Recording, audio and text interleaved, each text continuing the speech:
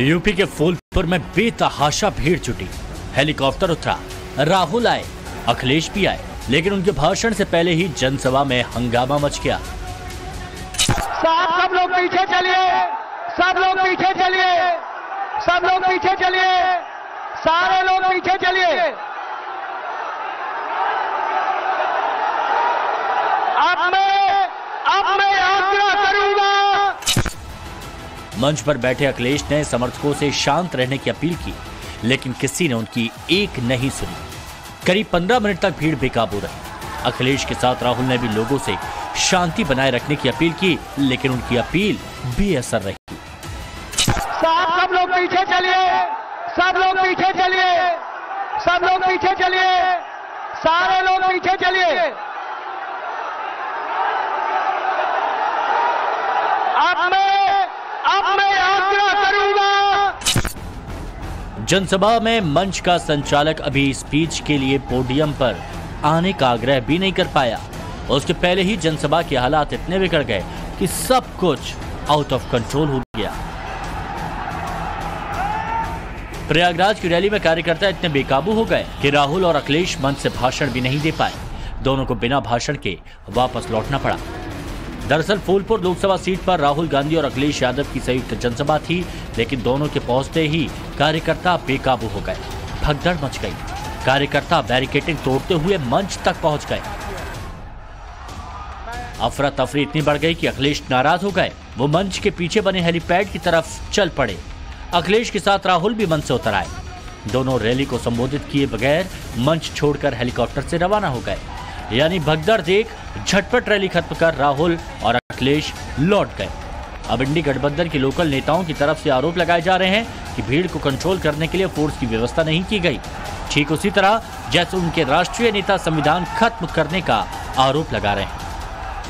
इन नौजवानों ने और किसानों ने मन बना लिया है कि इस बार भारतीय जनता पार्टी को हटाने का काम करेंगे, संविधान बचाने का काम करेंगे। 80 सीटों वाले यूपी में 24 के चुनाव पर टिका है समाजवादी पार्टी का सारा दारोमदार। अखिलेश यादव के दावे हैं, वादे हैं, हवा बदलने के इरादे हैं, लेकिन चुनौतीबाजी पलटने की है। 79 सीटें इंडिया गठबंधन जीत रहा है, बीजेपी हार रही है। केवल एक क्यूटो में लड़ाई है, बस एक क्यूटो में लड़ाई है, बाकी 79 सीटें बीजेपी हार रही है। मुलायम की टीपू से कभी यूपी के सुल्तान बने अखिलेश लंबे वक्त से सत्ता से दूर थे। 24 के चुनाव में वो या तो बाजी पलटेंगे या फिर हर बार की तरह इस बार भी चारों खाने चित हो जाएंगे। नतीजों की तारीख है 4 जून, लेकिन उससे पहले अखिलेश चुन चुनकर बयान दे रहे हैं। शहजादे और शहंशाह के सियासी मायने समझा रहे हैं। सवाल ये नहीं है, इस शहजादों को इसलिए याद कर रहे हैं कि देश के शहंशाह हटने जा रहे हैं। 4 जून को पता चलेगा किसने क्या पाया, क्या खोया। लेकिन उससे पहले अखिलेश पूरी ताकत के साथ मैदान में हैं। चुनावी चक्रव्यूह बिछा रहे हैं। उन्हें भी पता है उनके सामने जो योद्धा है वो योगी है, वो मोदी है। बबुआ जी यानी हमारे समाजवादी शहजादे, अब उन्होंने एक नई बुआ की शरण ली है।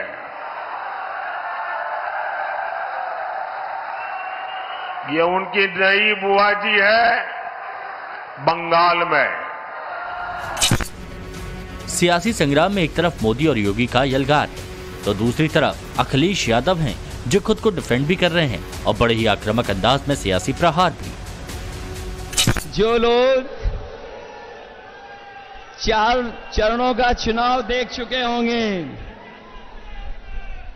वो जानते होंगे कि अब भारतीय जनता पार्टी 4 चरणों में चारों खाने चित हो गई है।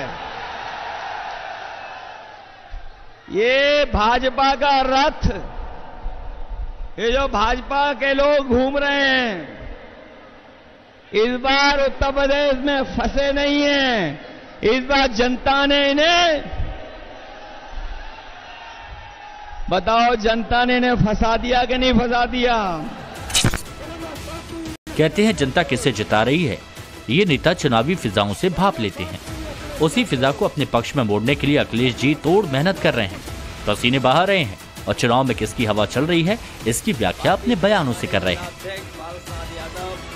हवा पहले चरण से चली है और लगातार चरणों में जिस तरीके से इंडिया गठबंधन और समाजवादी पार्टी को समर्थन मिल रहा है, जनता का गुस्सा इस सरकार के खिलाफ बढ़ता चला जा रहा है। और देखिएगा आप, जब ये चुनाव 7वें चरण में पहुंचेगा तो जनता का गुस्सा भी 7वें आसमान पे दिखाई देगा। अखिलेश को इस बात का बखूबी अंदाजा है कि 24 का सियासी संग्राम कोई छोटी मोटी लड़ाई नहीं। हार की मझधार से निकलने के लिए यही समय है, सही समय है। लेकिन उन्हें यह भी मालूम है कि अब की बार नहीं तो कभी नहीं। यही वजह है जो सपा की साइकिल की बागडोर वो खुद थामे हुए हैं। ये ऐसा पहला लोकसभा चुनाव है जब पिता मुलायम उनके साथ नहीं, चाचा आजम उनसे खफा बताए जाते हैं। पार्टी के साथ साथ पूरे कुनबे को जिताने की जिम्मेदारी अखिलेश ने अपने कंधों पर उठा रखी है। भारतीय जनता पार्टी का जो रथ है वो धस गया कि नहीं धस गया? अब इनकी गिनती कहां, नीचे जा रही कि नहीं जा रही? जो लोग ऊपर चढ़ रहे थे, सबसे ऊंचाई पे पहुंच गए थे, अब बताओ लुढ़क गए कि नहीं लुढ़क गए नीचे? जो कहते थे 400 पार, बताओ हार गए कि नहीं हार गए? और मैं जो माहौल देख रहा हूं, इस बार 140 करोड़ जनता इनको 140 सीटों के लिए भी तरसा देगी। जैसे अखिलेश यादव ने एक बड़ा दावा कर दिया कि इस बार बीजेपी को 140 सीटें ही आएंगी। अखिलेश यादव कांग्रेस अध्यक्ष खड़गे के साथ लखनऊ में ज्वाइंट प्रेस कॉन्फ्रेंस कर रहे थे। इसी प्रेस कॉन्फ्रेंस में अखिलेश ने बीजेपी की सीटों को लेकर अपनी भविष्यवाणी की। लेकिन अखिलेश की सीटों के फोरकास्ट का ट्रैक रिकॉर्ड कैसा रहा, इससे लोग अनजान नहीं हैं। 2014 के लोकसभा चुनाव में करारी हार, 2017 के यूपी विधानसभा चुनाव में हार, 2017 के यूपी के निकाय चुनाव में हार, 2019 के लोकसभा चुनाव में हार, 2022 के यूपी विधानसभा चुनाव में हार, 2023 के यूपी के निकाय चुनाव में हार और 2024 लोकसभा चुनाव में साख दांव पर है। चुनाव से पहले और अब वोटिंग के बीच अखिलेश यादव अपनी स्पीच में लोकतंत्र की दुहाई देते रहते हैं, लेकिन असली लड़ाई समाजवादी पार्टी के लगातार घटते जनाधार को दोबारा कायम करने की है। अखिलेश यादव के सामने सबसे बड़ी चुनौती समाजवादी पार्टी के वोट प्रतिशत को बढ़ाना है, जो चुनाव दर चुनाव कम होता जा रहा है। सपा के लिए सबसे बुरा साल 2019 का लोकसभा चुनाव रहा, वो भी तब जब अखिलेश ने बुआ मायावती के साथ गठबंधन किया था। लेकिन अलायंस के बाद भी उसका वोट प्रतिशत पहली बार 20% से कम हो गया। इस बार वो इंडी गठबंधन में शामिल है, कांग्रेस और टीएमसी के साथ यूपी के मैदान में है। यूपी में इस बार बीएसपी अकेले चुनाव लड़ रही है तो कांग्रेस और समाजवादी पार्टी साथ में। यूपी में सपा इंडिया गठबंधन के तहत 62 लोकसभा सीटों पर चुनाव लड़ रही है, जबकि गठबंधन के तहत कांग्रेस 17 और टीएमसी 1 सीट पर चुनावी मैदान में है। यूपी में मुकाबला त्रिकोणीय है, एनडीए गठबंधन, इंडी गठबंधन और मायावती की बहुजन समाज पार्टी। बावजूद इसके बीजेपी के टारगेट पर अखिलेश और उसके अलायंस की राहुल गांधी ही है। मोदी सरकार बनेगी तो आपको पता है और भी बहुत कुछ होगा। बताओ क्या होगा, बताओ। ये इंडी गठबंधन टूट करके बिखर जाएगा, खटाखट खटाखट।